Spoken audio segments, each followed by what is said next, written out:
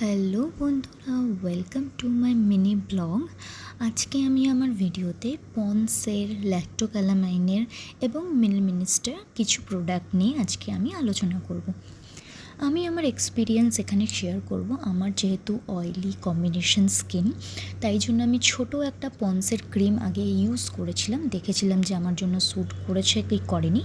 এই ক্রিমটা ভীষণ স্যুট করেছে যাদের অয়েলি এবং কম্বিনেশন স্কিন, তারা এই ক্রিমটা অবশ্যই ইউজ করতে পারো। আমি এরপরে একটা বড় 200 ml বড় পন্ডসের ক্রিম অর্ডার করেছি। এই ক্রিমটা এত সফট, খুব ভালো এবং স্কিনের মধ্যে স্মুথলি মিলিয়ে যায়। লিটারেলি বোঝাই যায় না যে কিছু ময়শ্চারাইজার ইউজ করেছি বা করিনি, কিন্তু যখন আমরা অনেকক্ষণ পর আমি যখন এটা জল দিয়ে ধুতে যাই তখন মনে হয় যে হ্যাঁ, স্কিনে কিছু একটা আছে। তো এটা ভীষণ ভালোভাবে কাজ করে। তোমরা যারা কম্বিনেশন এবং অয়েলি স্কিন, প্লিজ এইগুলো ইউজ করো। খুব দামি দামি প্রোডাক্ট ইউজ করার দরকার নেই স্কিনে। এই সমস্ত প্রোডাক্টগুলো খুব ভালো হয়, স্কিনকে খুব ভালো রাখে। এরপরে হচ্ছে ল্যাক্টোক্যালামাইন। এটা আমি অনেক বছর আগে আমাকে একজন ডাক্তার আমাকে সাজেস্ট করেছিল, তো এটাও আমি ইউজ করি খুব গরমে যখন মাঝে মধ্যে বাইরে যাই, মেকআপ করব, তখন তার ওপরে এই ক্রিমটা ইউজ করে তুমি যে কোনো মেকআপ করতে পারো। ভীষণ ভালোভাবে এটা স্যুট করে।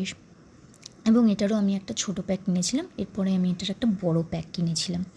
যাই হোক, ভীষণ ভালো এই ক্রিমটা। কিন্তু এই ক্রিমটার একটাই প্রবলেম হচ্ছে, এই ক্রিমটা ঢালার সাথে সাথে যেন মনে হবে অনেকটা পড়ে গেল এরকম একটা বড় প্যাকেজিংয়ে একটু প্রবলেম আছে এই ক্রিমটার।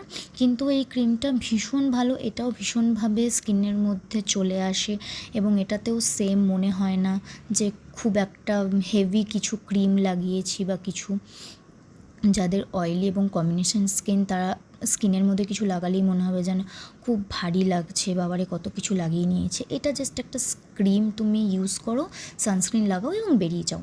সো তোমরা এই ক্রিমগুলো নিশ্চয়ই ট্রাই করতে পারো, খুব ভালো। এবং পরের ভিডিওটাতে আমি তাড়াতাড়ি আসবো। Bye bye.